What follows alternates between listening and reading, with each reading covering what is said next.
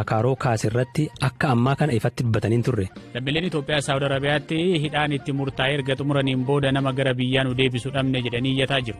Mana hidhaa kanatti yeroo dheertuu erga amata 5 irraa haganee hanga amata 15 murtee waan nukkananiif murtee kana erga finne booda amata 5 6 7 8 hanga amata 15 nama keessa jiru jira. TPLF hidhattoota isaa hiikkachiisu mariif hin dhiyeessu jedhee irra deebiin ibsuu fi oduuwwan biroos qabnaa hiikaaf tasaasiniif dhiyeessaa nu waliin tura. Pirezidaantiin Masrii Abdul Fattah al-Siisiin pirezidaantii Somaaliyaa Hassan Sheikh Mohammed kan daawwannaadhaaf gara Kaayiroo imalan waliin waa'ee hidha guddicha Itoophiyaa irratti mari'achuun isaanii dhaga'ame. Itoophiyaan ammoo hidha ishee kana ganna kana marsaa sadaffaa guutuuf qophiitti jirti. Dhimma kana irratti Biraanuu Gammachuu kan qixeesse kunooti. Pirezidaantiin Masrii Abdul Fattah al-Siisiin pirojektoota lageen idil-addunyaa biyya tokkorraa gara biyya kaanitti qaxxaamuran irratti ijaaraman kan imaammatawwan dhuunfaa balaafamoodha jedhan ilaalchisuun gita isaanii pirezidaantii haaraa Somaaliyaa waliin mari'achuu dubbatu. Pirezidaantiin Somaaliyaa Hassan Sheikh Mohammed erga caamsaa darbee filatamanii booda biyyoota Afrikaa keessaa Eertiraa, Keeniyaa fi Masriitti daawwannaa taasisaniiru. Daawwannaa isaanii Masrii kanaanis dhimmoota waloo jedhan irratti erga mari'atanii booda ibsa gaazexeessotaaf kennaniiru.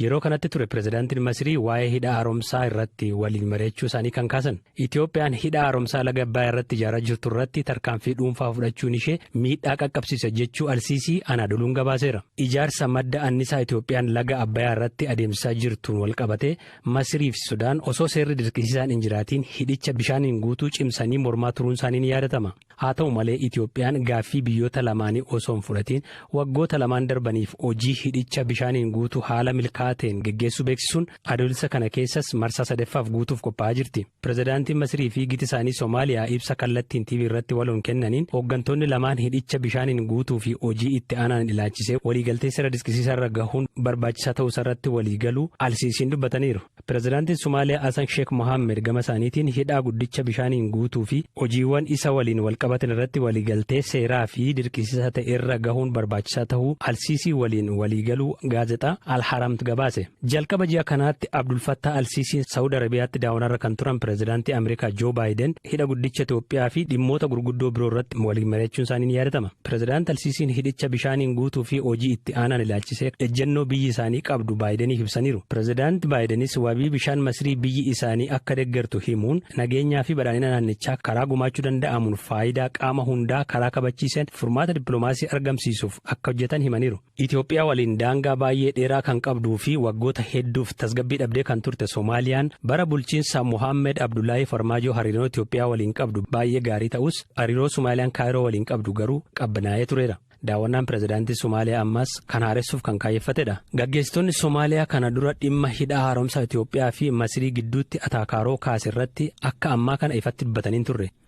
Torban darbee Itoophiyaa daawwatu jedhamee eegamaa kan ture pirezidaantiin Somaaliyaa Hassan Sheikh Mohammed sababa hin beekamneen gara Itoophiyaa osoo hin dhufin hafaniiru. Dhimma hidha haaromsaa gaggeessitoonni lamaan dubbatan irratti gama Itoophiyaatiin wanti jedhame hin jiru.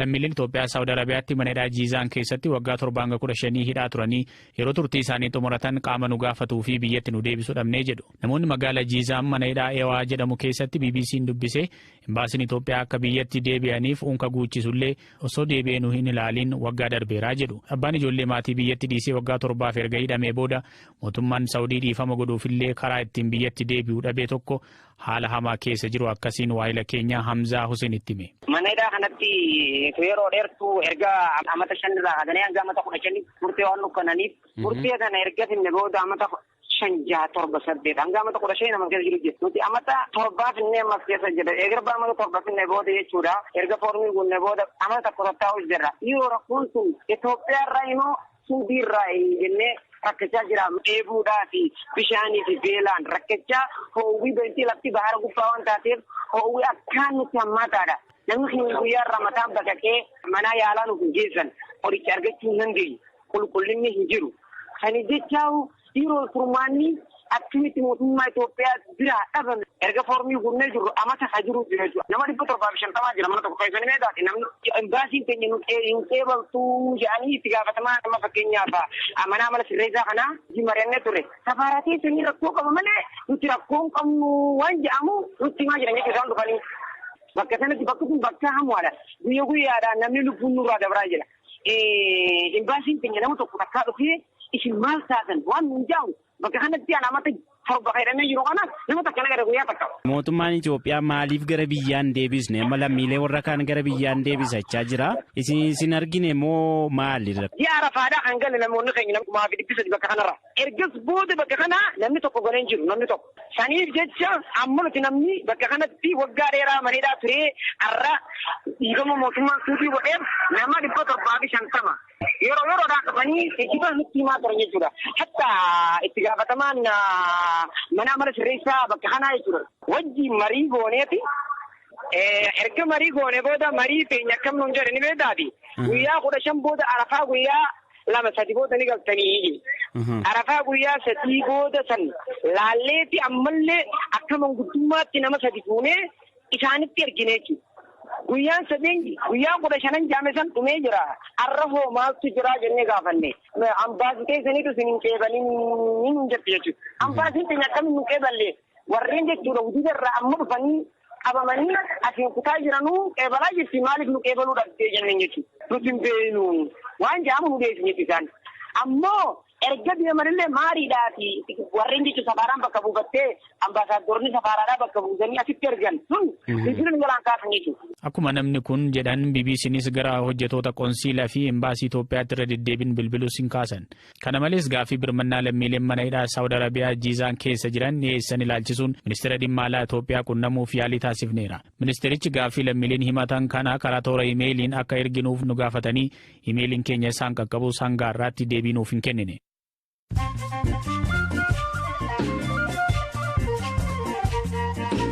Amma oduu gaggabaaboon isinitti hima. Humni nageenyaa Itoophiyaa garee Alshabaab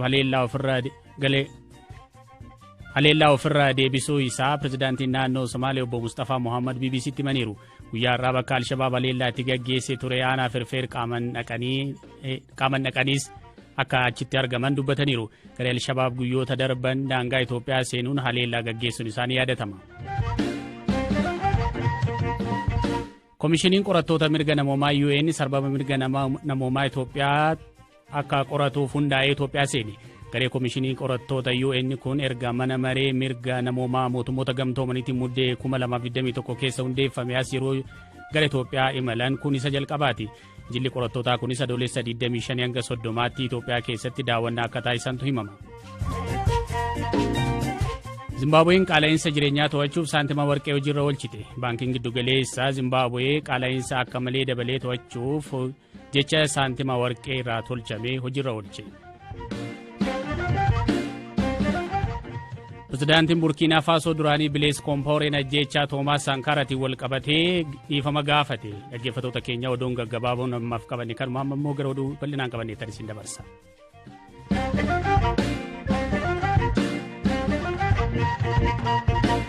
Ministeerri dhimma alaa Raashiyaa Sargee Laavrov Itoophiyaa dabalatee biyyoota Afrikaatti daawwannaa taasisaa jiru. Daawwannaan Sargee Laavrov kun yeroo waraanni Raashiyaa fi Yuukireen akkaan hammaatee jiruttidha.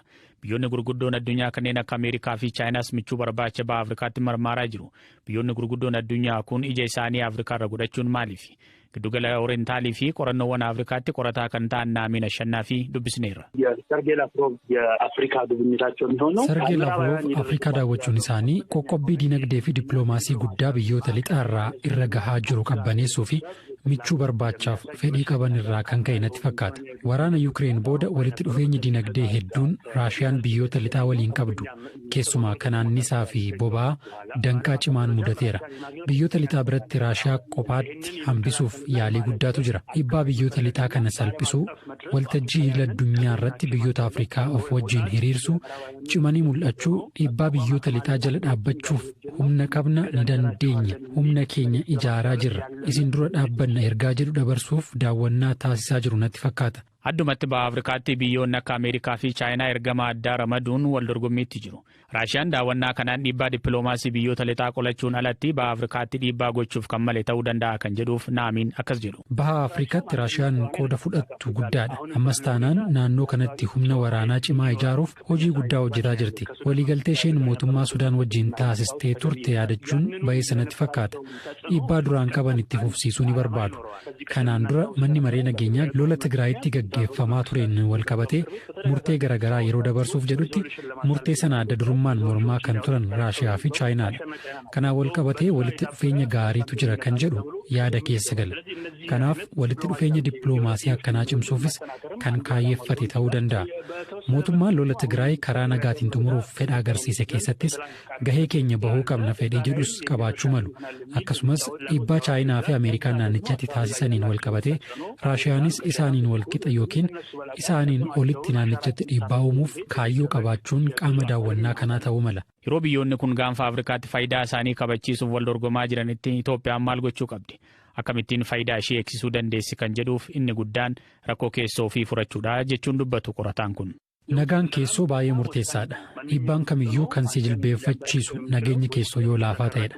Kanaaf dhiibbaa biyyoota lixaa Chaayinaa yookiin Raashiyaa irraa dhufu qolachuu kan dandeessu nageenya keessoo yoo qabaatte akkasumas yooman eenyu wajjin maalirratti hiriira faayidaa Itoophiyaa bifa kamiinan kabachiisuu danda'a kan jedhu irratti imaammata dhimma alaa ifa ta'e yoo qabaattedha. Wantoota kana amma argaa hin jiru. Dippiloomaasiin Itoophiyaas maal akka fakkaatu akkasitti ibsu Naamina Shannaafi. Waraana kaaba biyyattiitti gaggeeffame booda dhiibbaan dippiloomaasii Itoophiyaa addunyaa irratti baay'ee gadi bu'aa jira. Eenyuma kana pirezidantiin Somaaliyaa haaraa filataman Itoophiyaa hin daawwanne. Kuni agarsiistuu tokkodha. Pirezidantiin haaraa filataman Keeniyaa, Taanzaaniyaa, Asmaraa deemaniiru. Kanaan dura pirezidantiin Somaaliyaa akkuma filatameen kan dhufu gara Finfinnee ture. Kun dippiloomaasii duraan qabaachaa turre agarsiisa. Somaaliyaa tasgabbeessuuf yaalii guddaa taasisaa turre. Hanga ammaatti waraanni keenya achi jira. Garuu pirezidantiin Somaaliyaa Itoophiyaa hin daawwatiin jiru. Ni dhufu jedhamee haqameera. Gara Masrii ammoo deemanii turan. Cimina dippiloomaasii fi dandeettii dhiibbaa uumuu dur qabnu haala amma jiruun yoo wal bira qabne gadi bu'ee jira. Kanaaf walitti dhufeenya dippiloomaasii biyyoota ollaa waliin qabnu keessa deebinee seeraa fi imaammataan kan gaggeeffame ta'uu akka qabu namatti agarsiisa. በሕግና በፖሊሲ ማዕቀፍ የታጀበ ሆኖ መጓዝ እንዳለበት የሚያሳይ ነው።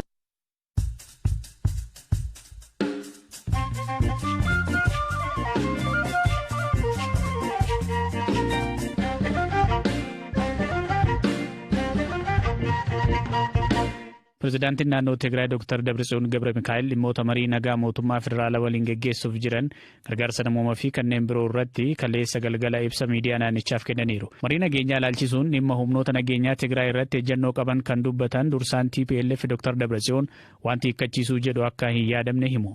ሓደ መርኣያው ተደጋጊሙ ዝፍለጥ ናይ ሰራዊት ጉዳይ ሰራዊት ትግራይ በተሐገ መንግስት እንተይልኩም heera mootummaatiin faallaa ta'us ta'uu baatus uummanni Tigraay haleellaan irratti gaggeeffameera waan ta'eef humnoota alaa osoo nafiin akka biyya galan taasisuun uummata Tigraay waan miidhaniif hidhannoo hiikkachiisuu wanti jedhamu gonkumaa waa yaadamu miti.